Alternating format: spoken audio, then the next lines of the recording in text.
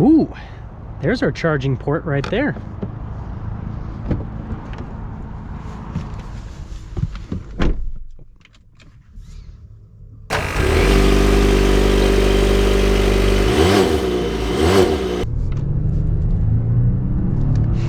Yeah. Hey everyone, it's Ben Hardy here. In today's video, we're going to be going over a 2021 Volvo XC90 T8 Recharge Inscription. But first and foremost, a huge shout out and thank you to Volvo of Salt Lake for giving me some time with this XC90. Check out their inventory in the link below. Let's get straight into the video.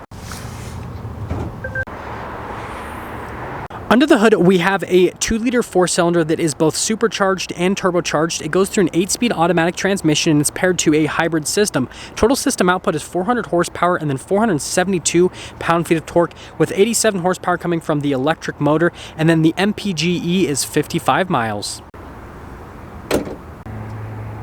So let's go over the front end. First off, the hood is absolutely massive. You've got these really nice body lines here on the side, and you can see this white metallic paint looks absolutely fantastic in the sunlight. And then coming down below, we've got these full LED lights, which I love the look of, especially the accent light. It's called Thor's hammer, and yes, it does look like a hammer. And then notice you've got the signature front end grille, and then you do have a camera there at the bottom of the Volvo logo. And then we do have parking sensors here along the front end as well. And other than that, there is the front end, which just looks so beautiful. Now coming on the side here, we've got two 75mm tires wrapped around 21-inch wheels in the front and over in the rear. And this XC90 does have air suspension as well, so it does raise and lower. I love how they did the fender flares painted to match the rest of the car. And then notice you've got your recharge badge right there. It's pretty small, but you can see it just on the chrome accenting that goes along the side of the XC90. And other than that, here is your full side view, which I really like the side angle as well on this.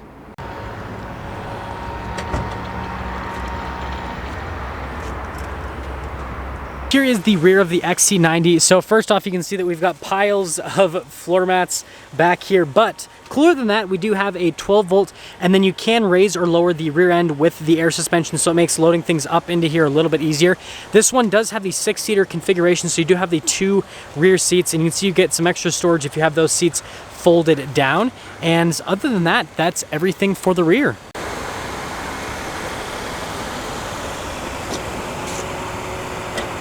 Now here's the rear end of the XC90. First off, let's go over the taillights. So you guys will notice that the taillights are absolutely massive. They start all the way up here and they go all the way down there. Super distinct Volvo styling with that. And then notice you've got your XC90 logo, the Volvo logo. And then over here we've got our T8 all-wheel drive Recharge, so everyone knows what trim package you have. And then we've got the parking sensors here at the bottom. And then notice you've got the exhaust tip coverings here, which I think look really good with the rest of the styling. And other than that, that is everything for the rear. Now here's the door panel in the back. So notice first off, we do get these sunshades for the rear passengers. You've got the leather trim here at the top with the wood trim down below, and this wood trim feels and looks really nice. This does have the Bowers & Wilkins sound system, which I love the styling on the speakers with that. The door handles feel and look really nice. I know it's random, but it's cool. And then coming down below, we've got more leather where you can rest your arm, and then here are the back seats. I love the styling here on the seats. So leather everywhere. You've got the stitching that matches the coloration on the seats themselves. It just looks really nice. And then coming down below here, notice you've got the controls for the climate system. You do have heated seats here for the rear. You've got some cup holders just down below. And well, let's pop in. So I'll make this pretty quick. Here is my legroom. And there's my headroom, so you can see that that's good here for the second row. And then here's my legroom in the third row, a little bit more cramped. And then you guys can see the headroom a little bit more cramped. You can comfortably fit kids back here, but notice that you still get venting and everything here in the back, so it's still a comfortable place to be. Here's the door panel in the front. So again, you've got the leather trim here at the top with the wood trim down below, and then a couple more speakers for that Bowers & Wilkins sound system. This does have memory seats. Same door handle here in the front is what you get in the back. All of your window controls, which look and feel really nice. And then more leather padding where you're gonna rest your arm. You have your recharge plaque right there. And then here are the front seats. So again, full leather. You've got the perforated leather here in the center portion of the seat. Power adjustments there on the side. And then here is your pedal layout at the bottom portion. And then that's just to release the gas cap. And then that is for the rear hatch. And then also even here on the side, you've got wood trim, you've got leather, all that kind of stuff. And there's one more look before we pop in.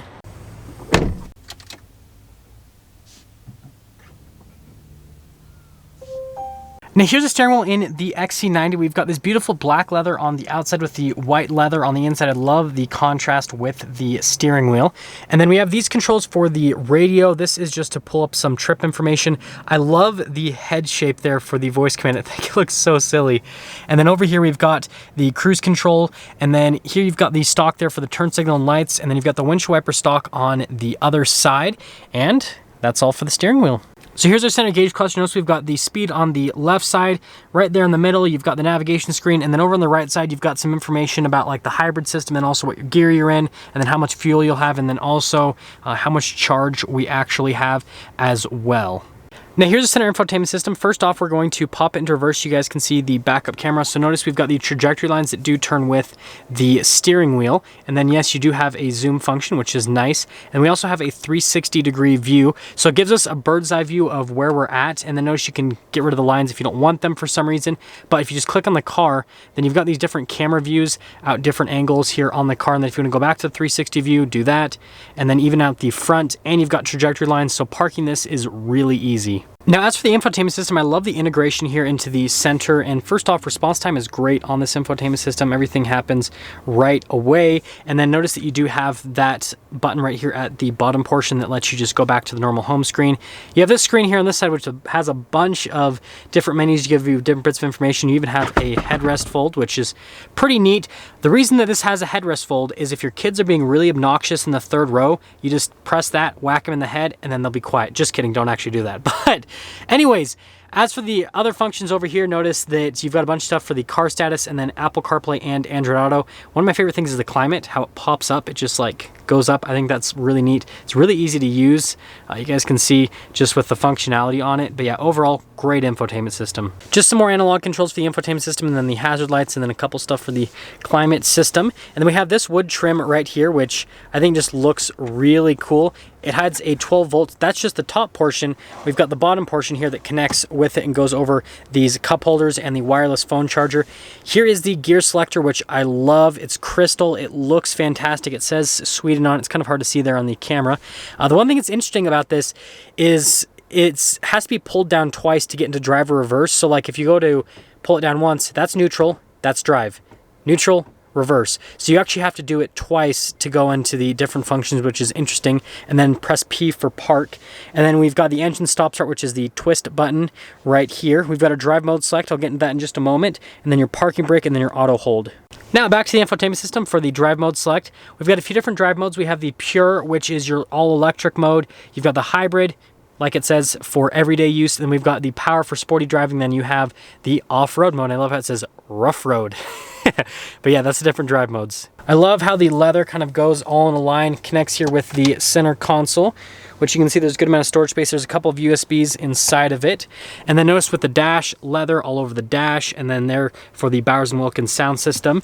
And then coming over the glove box, you're looking at the glove box and you're like, wait a second, how do I open this up? There's no handle or anything. Well, the button's right there. So you've got that button. It's lined with felts, looks really good, and storage space is just great. It's absolutely massive inside. Now up top here, we do have some light controls, a full panoramic sunroof, and notice how they matched the headliner to the rest of the interior color-wise, which is really good. Control for the sunroof is just right there. Now let's quickly get into pricing on this particular XC90. So this is pretty much as fully loaded as it gets roughly, and after all the options this particular one has, stickers for about $81,000. That all being said, well, let's take it out and see how it drives. Ooh, there's our charging port right there.